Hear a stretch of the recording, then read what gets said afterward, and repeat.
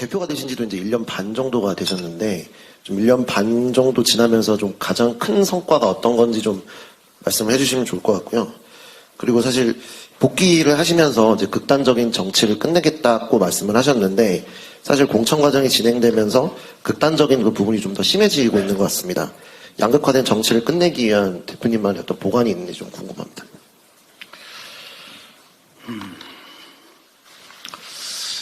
제가 옷을 갈아입을 때마다 거울에 비친 이 목의 흉터가 자꾸 끔찍하게 자꾸 느껴지기도 합니다. 와이셔츠 깃이 없었으면 어떤 결과가 났을까 하는 그런 생각이 자꾸 얼핏 나는 것도 일종의 트라우마일 수 있겠습니다만, 우리 국민들께서 삶의 현장에서 겪는 그 고통과 그 범민에 비하면 뭐 그리 큰 일이겠느냐라고 위안 삼습니다. 관심 가져주신 데, 그리고 도와주신 데 대해서 다시 한번 감사드립니다. 취임, 제가 대표가 돼서 낸 성과가 뭐냐. 그건 뭐 제 자신이 평가하기는 적절치 않은 것 같고, 결국 그게 이번 총선 결과로 드러나지 않겠는가라고 생각합니다.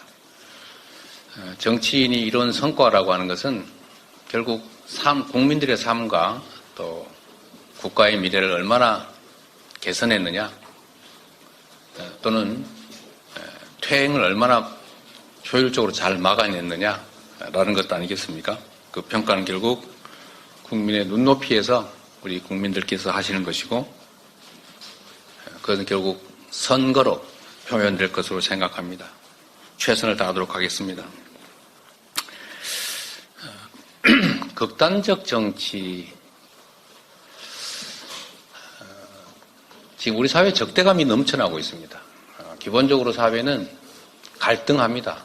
각자가 이익을 추구하고 또 이해관계가 충돌하기 때문에 갈등은 필연적이죠.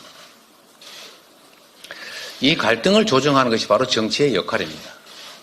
이 갈등을 조정하고 이해관계를 조정하고 또 대화와 타협을 통해서 일정한 합의에 만족하지는 못하지만 수용할 수 있는 합의에 이르는 것, 이게 바로 정치의 본연의 역할 아니겠습니까?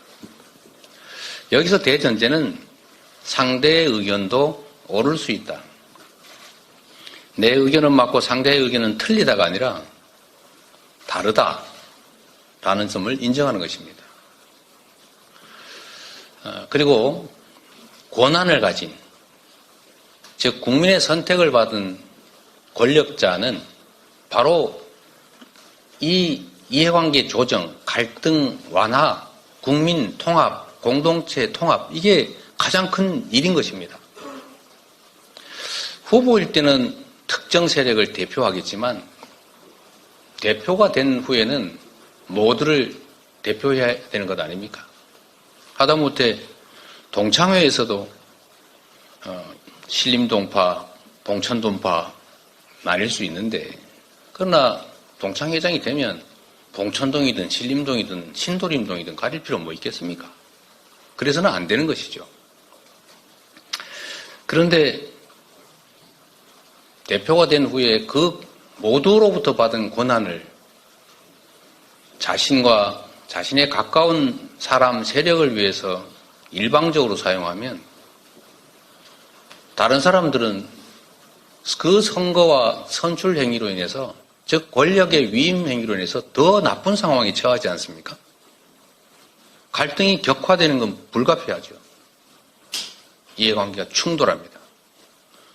그리고 합리적인 토론이나 또는 논리적인 수용이 불가능하기 때문에 감정적 적대 상태로 갈 수밖에 없습니다.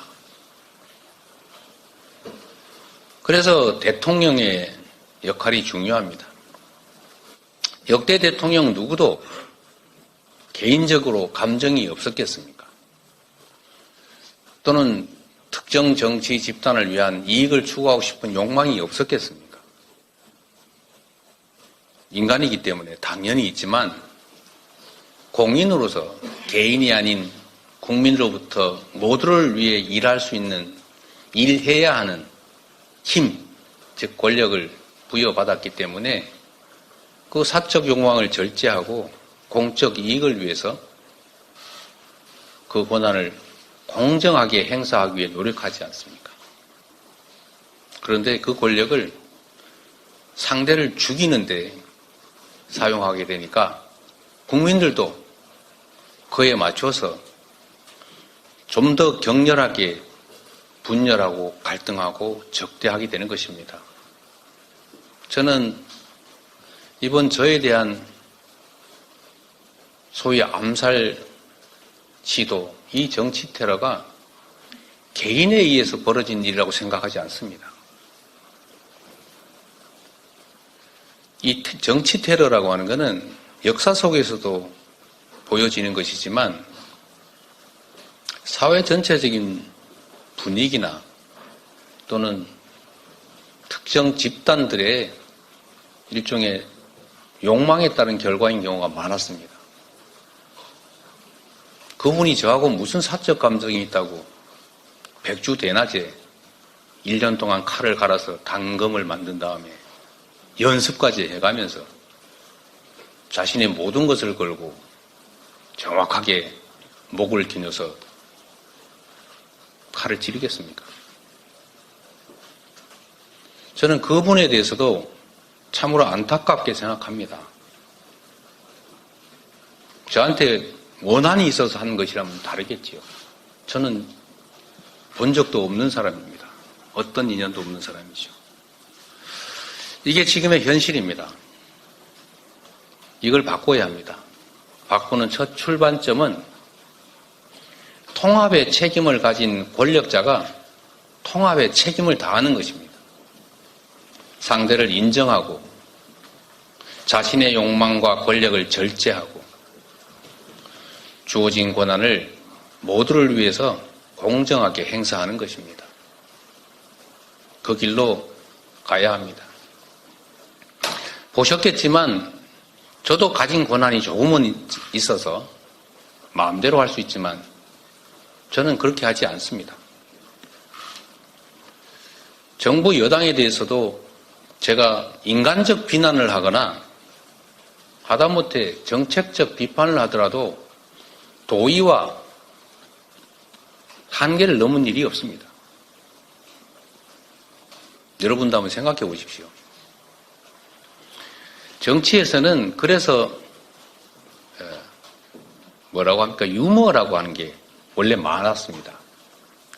이해관계를 가지고 충돌하기 때문에 속으로는 칼을 가지고 있더라도 또 타협하고 또 대화해야 하기 때문에 똑같은 얘기도 부드럽게 하는 거죠.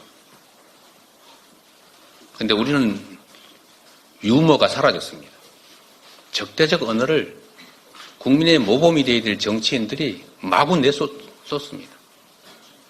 표현부터 절제하고 우리가 비록 작은 권한을 가졌지만 그 작은 권한의 행사에서도 절제하고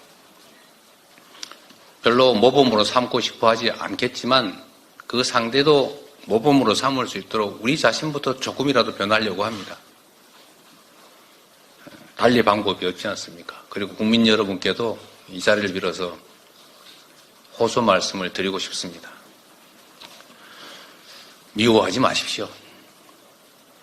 미워하면 미움받습니다. 힘들고 어려울지라도 인정하고 인내하고 이해하려고 서로 노력해야 합니다. 물론 우리 국민들께서 힘들고 어려운 상황에서 잘 견뎌주고 계신 걸 압니다. 일부 지나친 과격한 언행으로 서로에게 상처 주는 일들이 최소화될 수 있도록 할 수 있는 범위 내에서 노력해 주십사 하는 부탁을 드립니다. 특히 이번 선거의 즈음에서 내부의 경쟁이든 외부와의 경쟁이든 도와 선을 넘지 않는 그런 각별한 관심과 노력을 부탁드립니다.